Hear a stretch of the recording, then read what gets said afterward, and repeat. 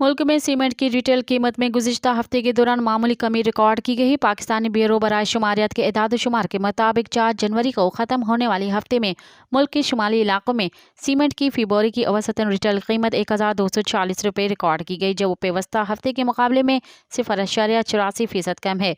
पेवस्ता हफ्ते में सीमेंट की फी बोरे की औसतन रिटेल कीमत 1254 रुपये रिकॉर्ड की गई थी।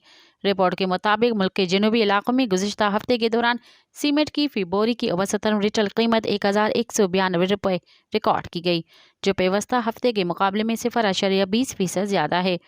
पेवस्ता हफ्ते में मुल्क के जनूबी इलाकों में सीमेंट की फी बोरी की औसतन रिटेल कीमत 1189 रुपये रिकॉर्ड की गई है। मज़ीद ख़बरन ऐं तफ़सीलात लाइ विज़िट कयो असांजी वेबसाइट www.awamiNewsHD.com ऐं ॾिसंदा रहो अवामी न्यूज़ HD।